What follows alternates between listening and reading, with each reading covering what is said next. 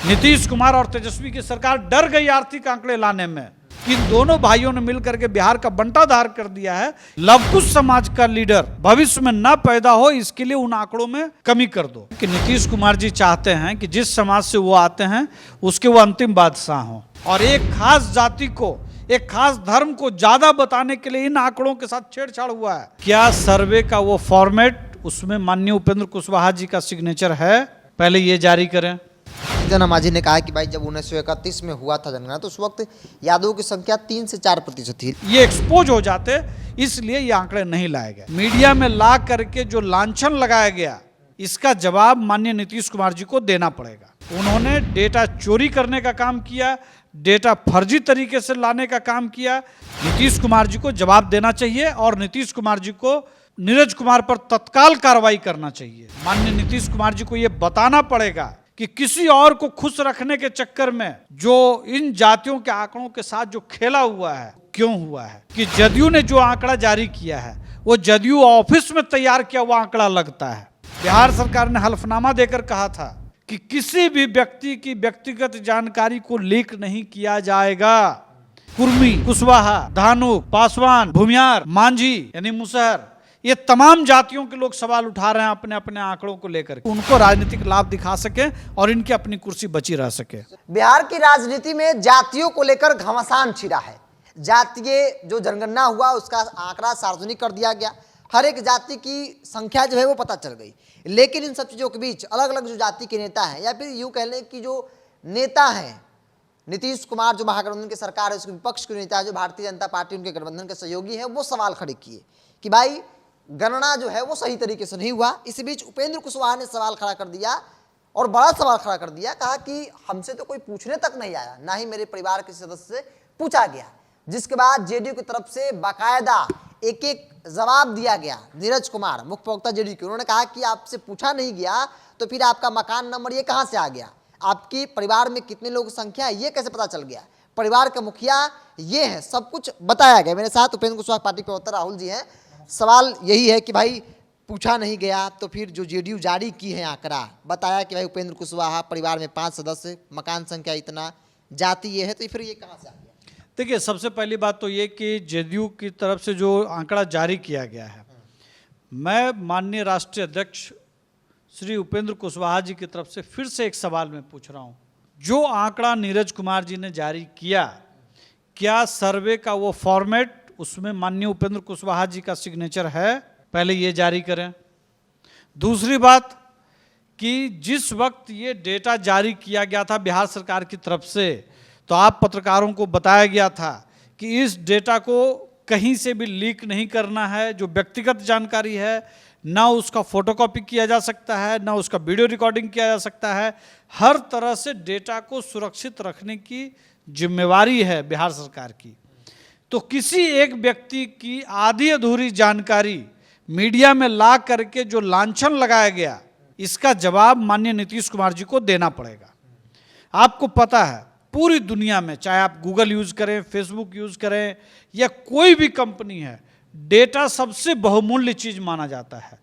Data जैसे ही leak होता है उसका उपयोग, दुरुपयोग आप समझ सकते हैं।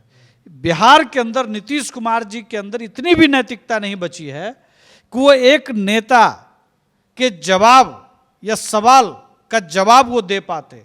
बजाय इसके उन्होंने डेटा चोरी करने का काम किया, डेटा फर्जी तरीके से लाने का काम किया, और लोगों के बीच में सभी लोगों की जो डेटा की जो सिक्योरिटी है उसको खतरे में डाल दिया। पहली बात तो ये है। दूसरी बात, मैं माननीय उच्चतम न्यायालय, सुप्रीम कोर्ट से भी आग्रह करूंगा। बिहार सरकार ने हल्फनामा देकर कहा था कि किसी भी व्यक्ति की व्यक्तिगत जानकारी को लीक नहीं किया जाएगा। सत्ताधारी दल का एक बड़बोला, उसका प्रवक्ता अगर वो डेटा जारी कर रहा है तो ये कानूनन अपराध है।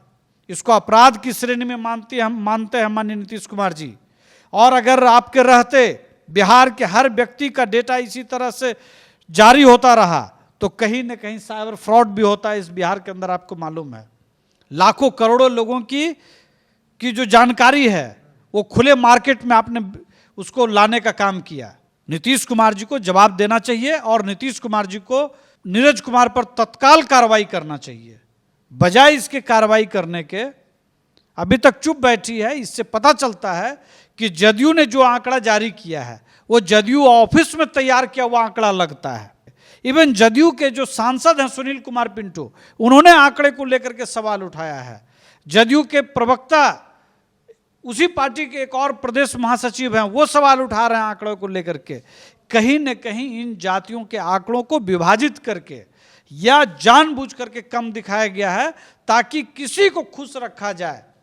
माननीय नीतीश कुमार जी को यह बताना पड़ेगा कि किसी और को खुश रखने के चक्कर में जो इन जातियों के आंकड़ों के साथ जो खेला हुआ है वो क्यों हुआ है। बिहार के लोग इसको बर्दाश्त नहीं करेंगे। दूसरी बात, 1931 में अंतिम बार आंकड़ा आया था, 23 के पहले।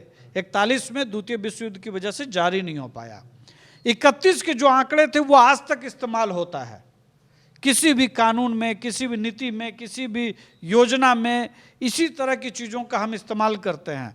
अगर 2023 में जो आंकड़ा आया है और एक खास जाति को, एक खास धर्म को ज़्यादा बताने के लिए इन आंकड़ों के साथ छेड़छाड़ हुआ है, इसका मतलब है कि आधा अधूरा, अपूर्ण है, फरेब है। इन आंकड़ों को अगर अगले 50-60 साल तक इस्तेमाल किया जाएगा तो जो नीति बनाई जाएगी वो भी लंगड़ी नीति होगी, वो भी आधा अधूरा नीति बनेगा।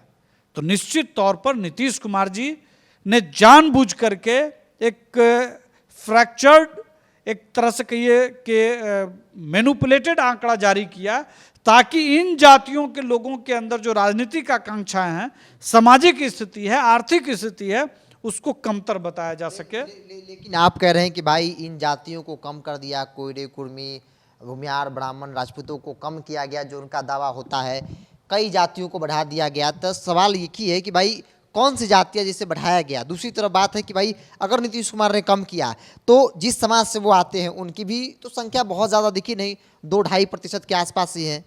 नीतीश कुमार जी बहुत मास्टर आदमी है। मेरा मानना है कि नीतीश कुमार जी चाहते हैं कि जिस समाज से वो आते हैं उसके वो अंतिम बादशाह हों। उन्होंने ये पूरी तरह से सुनिश्चित करने का प्रयास किया कि किसी भी स्थिति में लवकुश समाज का लीडर भविष्य में न पैदा हो, इसके लिए उन आंकड़ों में कमी कर दो। इस तरह की कोशिश की गई है। कहीं न कहीं नीतीश कुमार जी को इन जातियों के अंदर जो असंतोष है उसको संतुष्ट करने के लिए यह प्रयास करना चाहिए कि बूथ स्तर पर या पंचायत स्तर पर आंकड़ों को ले जाना चाहिए और दोबारा क्रॉस चेक करना चाहिए। कोई स्वतंत्र आयोग होने चाहिए इसके लिए, जुडिशियल जजों के नेतृत्व में, ताकि जो भी, मान लीजिए कि ये डेटा सही भी है, एक बात के लिए हम मान भी लेते हैं कि ये डेटा सही है, लेकिन एक असंतोष की भावना तो बन गई 8-10 जातियों के अंदर और उनको ये हमेशा लगेगा कि सत्ता ने जानबूझ करके हमारे साथ खिलवाड़ किया। तो बेहतर ये होगा कि इन आंकड़ों का इस्तेमाल लंबे समय तक किया जाना है। तो इन आंकड़ों को 100% शुद्ध होना भी जरूरी है। तो बेहतर ये होगा कि जल्दबाजी में भले ये आधा अधूरा आंकड़ा जारी किया गया, नीतीश कुमार जी खुद कह रहे हैं कि 1.5 महीने में सारे आंकड़े आ जाएंगे, तो 1.5 महीने बाद ही फिर आप लेकर के आते। तो बेहतर ये होगा कि उन तमाम आंकड़ों को दोबारा क्रॉस चेक करिए और जिनको आपत्ति है, जिनको लगता है कि उनसे नहीं पूछा गया है, जिनको लगता है कि हमारे घरों की गिनती नहीं की गई है या हमारे लोगों की गिनती नहीं की गई, उनको एक और मौका दिया जाए कि वो अपने डेटा को चेक कर सकें और उसको सुनिश्चित कर सकें, अपनी उपस्थिति दर्ज करा सकें, ताकि एक 100% फुल प्रूफ डेटा आ सके और उस आधार पर कोई काम हो सके। ले लेते हैं, चूंकि कहा जा रहा है कि भाई इस जातीय गणना से जो है अति पिछड़ा तबका, अत्यंत पिछड़ा तबका जो है, और खास तौर पे यादवों को बड़ा फायदा मिलेगा। आप इस बात को समझ रहे हैं, कितना समझ पा रहे हैं? सबसे महत्वपूर्ण बात है कि अति पिछड़ों के लिए हम क्या करना चाहते हैं, इसका आधार क्या होगा। आपने कहा कि सामाजिक आर्थिक सर्वे होगा। आपने राजनीतिक लाभ लेने के लिए महिला आरक्षण बिल पास हुआ, उसके पास होने के घबराहट में आपको बेचैनी हो गई, आपको लगा कि 50% आबादी हमसे छिटक न जाए, इसलिए आपने आनन फानन में आधा अधूरा आंकड़ा आपने जारी कर दिया। और हुआ क्या, जो अति पिछड़ा समाज, अगर ये आर्थिक सर्वे भी साथ में आता तो हम ये जज कर पाते। आज कोई भी political analyst, social analyst, economic जानकार ये उन आंकड़ों को मिला करके देख पाते, समग्रता में देखते कि कैसे अति पिछड़ों के साथ क्या कमियां रह गई, कहाँ पे कमियां रह गई, किन नीतियों की वजह से कमियां रह गई। और साथ में नीतीश कुमार यहाँ पर घबरा भी गए कि अगर हम राजनीतिक आंकड़ों को लेकर के आते हैं तो राजनीतिक लाभ मुझे मिलेगा, लेकिन जैसे हम आर्थिक आंकड़ा उसमें जोड़ेंगे और अति पिछड़े और दलितों के जो पिछड़ेपन की वजह सामने आ जाएगी, तब ये सवाल उठेगा कि इन्हीं दोनों भाइयों, बड़े भाई और छोटे भाई की सरकार पिछले 33 साल से बिहार के अंदर है। नीतीश कुमार और तेजस्वी की सरकार डर गई आर्थिक आंकड़े लाने में, उनके अंदर घबराहट पैदा हो गई कि ये सवाल समग्रता में उठेगा कि आपने 33 साल में दोनों भाइयों ने मिलकर के क्या ऐसा किया कि दलित, पिछड़े और अति पिछड़े आज भी कंपैरेटिवली पीछे ही रह गए। इसलिए इन्होंने जानबूझ करके आंकड़ों को देर से लाने का फैसला किया। निश्चित तौर पर यह बिहार की जनता अति पिछड़े समाज, महादलित समाज, दलित समाज के साथ नीतीश कुमार और तेजस्वी जी की सरकार ने एक बड़ा धोखा किया है, आंकड़ों के अंदर फरेब किया है, आंकड़ों के अंदर जालसाजी हुई है। और यही कारण है कि आर्थिक आंकड़ों को नहीं लाया गया, ताकि लोगों को जो पूरी बात समझ में आ जाती कि इन दोनों भाइयों ने मिलकर के बिहार का बंटाधार कर दिया है, ये एक्सपोज हो जाते, इसलिए ये आंकड़े नहीं लाए गए। जीतन मांझी ने कहा कि भाई जब 1931 में हुआ था जनगणना तो उस वक्त यादवों की संख्या 3 से 4% थी, लेकिन जब आज 23 में हुआ है एक लंबा गैप हुआ, लेकिन यादव 14% हो गए, बाकी कई जातियां जो है जिनकी संख्या बढ़ने की बजाय घट गई है। तो सरकार की मंशा पर सवाल कि क्या लालू यादव चाहते हैं कि उनकी जाति उठाना बिल्कुल जायज़ है। आप 31 के आंकड़े को देखेंगे तो उसमें ग्वाला अलग है, अहीर अलग है, गोप अलग है, उसके अंदर गरेड़ी अलग है, ठीक है। इस तरह से अगर आप देखेंगे तो अलग अलग जातियों, यहाँ पे क्या किया इन्होंने राजनीतिक लाभ लेने के लिए कि एक साथ कर दिया। लेकिन उसी तरह से कुरुमी में आप देखेंगे तो कई ब्रांचेज को अलग करके गिना गया, उसी तरह से धानुक में कई ब्रांच को अलग करके गिना गया, कुशवाहा में अलग करके गिना गया, उसी तरह से मुसहर में अलग करके गिना गया, भूमियारों में भी अलग करके गिना गया। इवन जो बनिया समाज होता है जिसमें बहुत सारी जातियां हैं, उसमें 2, 3, 5, 6 तरह के ग्रुप बना करके गिने गए। तो कहीं ना कहीं बहुत सारी जातियों में एक असंतोष की स्थिति बन गई है कि जानबूझ करके उनके आंकड़ों को कम दिखाया जा सके, ताकि जिनके घरों में आजकल वो हाजिरी लगाने जाते हैं, आज भी गए थे, जब से ये सत्ता में आए हैं पिछले 2 महीने में जिस घर की ये हाजिरी लगा रहे हैं, खुश करने के लिए नीतीश कुमार जी ने उनके आंकड़े को जानबूझ करके इकट्ठा करके दिखाया, ताकि उनको राजनीतिक लाभ दिखा सके और इनकी अपनी कुर्सी बची रह सके। राजद को लाभ मिले और इनको अपनी कुर्सी बचे। चूंकि सियासी तौर पे बयानबाजी का दौर शुरू हो गया है।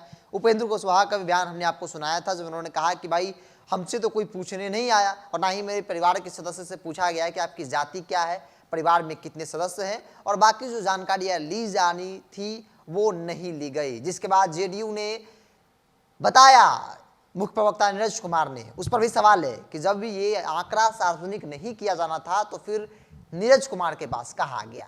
क्या जेडीयू ऑफिस में जेडीयू नेताओं के घर पे आंकड़े तैयार किए गए, ये सवालों के घेरे में है। इन्होंने कई बातों का जिक्र किया। बहरहाल इसको मिलता ही। अगर आप मेरे वीडियो को यूट्यूब पर देख रहे हैं तो सब्सक्राइब कर लीजिए, फेसबुक पर देख रहे हैं तो पेज को लाइक फॉलो कर लीजिए।